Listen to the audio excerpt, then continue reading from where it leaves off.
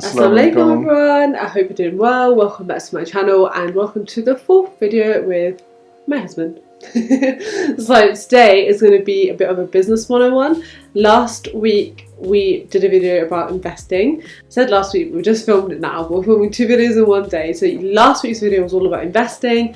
This week's video is investing in the stock market. Sorry, investing in the stock market. This week is just random questions about business, which Waqaar is finding a bit hard to get his head around because they're so broad. But just give us answers that are as detailed but not too long as possible. Okay. Okay, so the first question is, what are some of your tips to save up for a house deposit? And we do have to say first of all, we don't have a house deposit yet, but we're saving for potentially house deposit. I watched my last video. I spoke about that in the rent, invest and buy. Did you? So yeah. Did you actually? Yeah. Okay, well, we'll take your word for it then. I can't remember you talking about that. That's great. Okay.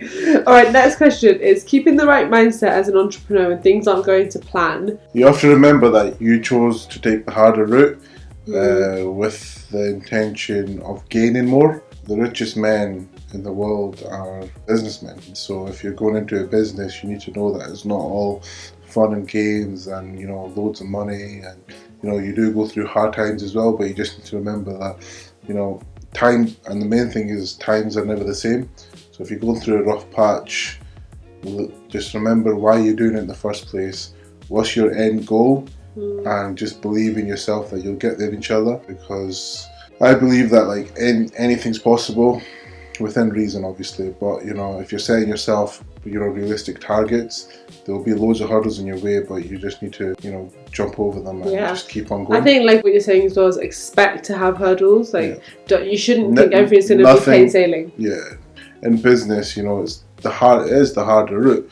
Nothing ever goes according to plan, and so you just need to mentally be prepared for that, but also budget for that as well. So have a contingency if you're doing a project, or you're doing a refurb on a house, or you're doing a refit of your shop. Just budget contingency 10 to 15% for things to go wrong, because if you don't budget for that, that's going to put stress on your plate because you're not expecting it, and that's when you start your mindset gets a bit jubbly muggly. Jubbly muggly. I think that's a really good answer. I'm not an entrepreneur in the same way you are. I don't have physical businesses in that sense, but I would consider my small little ventures little businesses. It is about, just like you said, thinking about why did you start this and thinking about the benefits of having this. When you really step back and look at what you've achieved and what you've built up in any business, it is something to be proud of as well, because so many people don't bother to go down that route. And keep going. Don't give up at the first, second, third hurdle. Just keep going. Some people say in terms of investing in business and stuff like that, there's a meme that goes about you're pulling a rope, and if you let go, your hand will stop being pain. But I would rather just keep going right to the end of the rope, so you never have any doubt that I could have made it or I couldn't have made it. I'd rather know that 100%. I tried my hardest, and if it didn't happen, it was Allah as well. There's something better planned by the Creator for it. For me, I always like to go right to the end, so I've given all my 100%. If it still didn't work out, then at least I'll go back to the drawing board and think I gave my all to it, and without any doubt. We've got quite a few questions about people asking how would you actually start a business from scratch. Now that, as you might be able to appreciate, is such a broad question. Let us put a bit more context into this. Your dessert shops that you have, if you didn't have them now but you wanted to have them, for example, let's go back, I don't know how many years it was since you had them. What do you do in order to get those dessert shops? First thing is you need to do some market research. You need to know if there's a demand for whatever you want to open. Then the second thing I would say is location. Location is key. So you want to find a suitable location and do your market research within that location and say, work out how much is the demand for it. And you'll have to stand there for days and just watch people go past and just watch the the behavior of people, and the way the traffic's flowing. Little things like this make a massive impact on passing trade and stuff like that. And then the second thing is you want to know, I believe in this as well, whatever you want to do, you want to be proud of it. You want to be the best at it. I believe in like offer less, but be the king of that sector in that sense. Yeah. Or that product even. So whatever you want to do, practice it again and again and again and again until like you're perfect at it. That's, for example, the dessert shops I'm talking about. But if it's different businesses have different like requirements exactly. So keep practicing it. Make sure that you're proud to have people over and be like, taste this. What do you think? And the response is going to be like, wow, that's amazing. Yeah. So that's the key, because if you believe within your product, you can't sell something that you don't believe in. That's so Simple true. as that. You need to believe in your product blindly. Like you have to want to buy it yourself. Actually, it reminds me of something really funny. When I was in year 9, so your guys is S3, we actually had to do like a business enterprise thing, and my group, it was my idea, decided to make phone cases and sell those on the street. And the street is basically like the indoor bit of the school where everyone went to in their breaks and lunches and in between lessons. So I sold it to my team that we should make these phone cases, because I was like, well, everyone has a phone, so everyone needs like a case for the phone. And I'm not talking about the ones that like this plastic one. I mean like a case that they can carry around their phone in. Right? So everybody looked at me like, what? But at the time, I must have been very convincing, because I convinced everyone to do this. And we actually sat there, and for like 3 lessons, we sewed these phone cases, and had little like flap lids and a titch button. And we put so much effort into them. And by the end, I was like, I wouldn't buy this.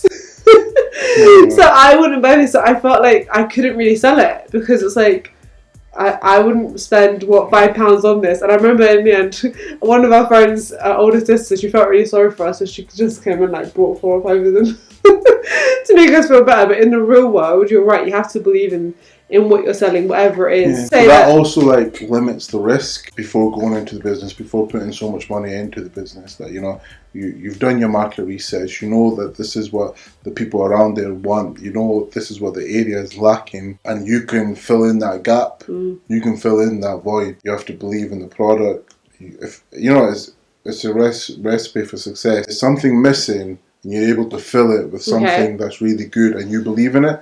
That's 4 things that you just start off with. Okay, that's how you start off with. But then what about all the costs of a business as well? How do you weigh out if it's worth it, even all the costs, like the rent, the equipment, things like that? You need to make sure that there's enough market, there's enough offer market to be able to make, the money that, the targets that you want to be hitting. Rent's never a big concern for a business. It's mainly like the return of investment, how fast they can make their money back, whatever they put in. That's the key. It's not about like the monthly staff costs. Every business will need staff. Every business will need stock. Just like they need stock, they need to pay the fixed cost, which is like rent. So you just need to make sure that there's enough of a market that whatever you want. For example, your return on investment, everyone has a different return on investment. For example, some people might invest in a business and be like, I'd be happy if I'm able to get the money that I invested in this business back in 2 years.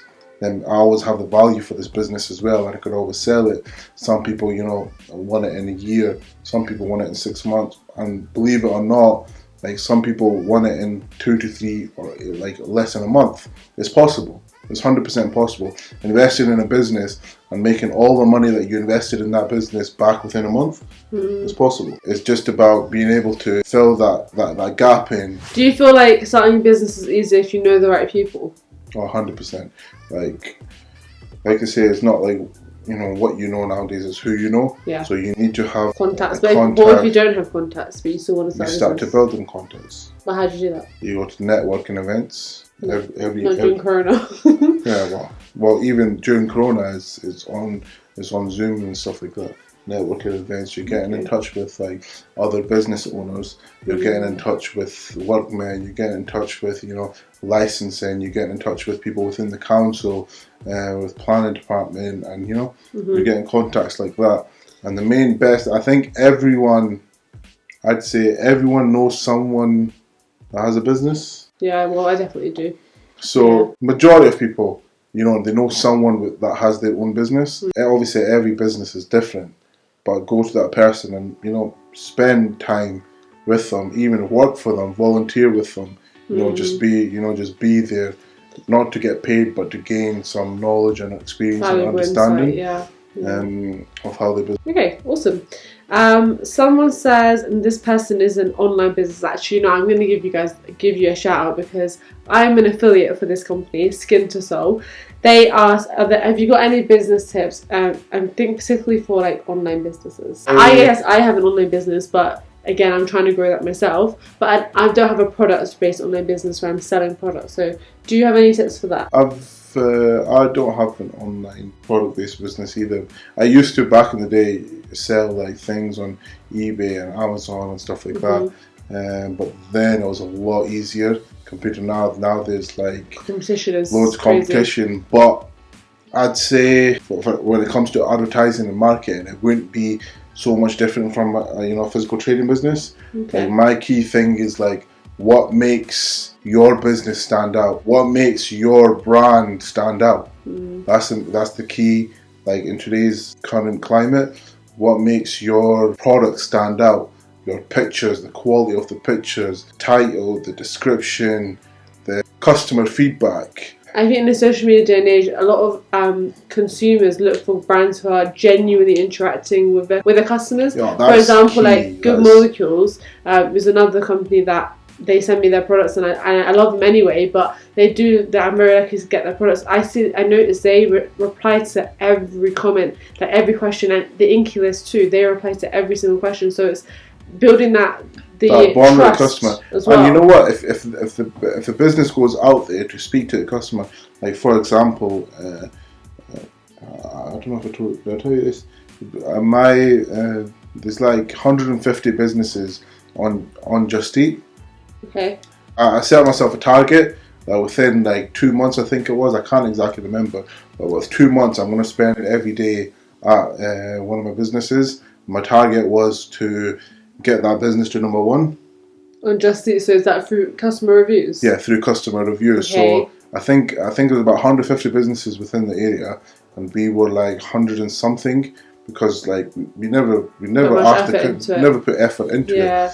But like within like 6 weeks, I was there every day speaking to every customer, and I got my business to number 1 out of all the businesses within the area, just through like customer reviews, speaking to the customers yourself, asking them for a review. Personal touch. That personal touch makes a big impact. Yeah, it's true. And also just asking them to review. Yeah, like a lot of people don't think about that. They don't mind it. Yeah, like as a customer, you don't necessarily think about that. But nowadays, if you do, like the other day, I ordered some groceries from Deliveroo, and they sent me like 3 different notifications, like review it, but which I find quite annoying, honestly. But if they just ask me once, then I'd be like, yeah, that's fine. I don't mind reviewing it. So, but I think there's a big like difference between an app or an email asking you, but like the owner of the business physically speaking to you and be like, if you could leave us a review, that'd be really appreciated. Yeah, you genuinely reaching out to you personally. Yeah, so that makes a big difference. It makes the customers feel valued, and then you're more likely to go back to that company as well. But I think it comes back to the same like basics of any business. What makes your business stand out from the rest? Like what lengths of effort do you go to? Yeah. If they're taking 10 steps towards the customer, you take 20. Go that extra step, and make sure all your customers are happy. Is it important to identify your competitors within business? What do you mean identify? Like know who you're competing against. Yeah. Well, sometimes like it's not always about competition. Okay. Like it's not always like, oh, I want to be busier than this guy, and I want to be busier than this guy, and I want to make more money than this guy. But being able to understand, like being able to, articulate your business differently in a more customer-friendly way is always good.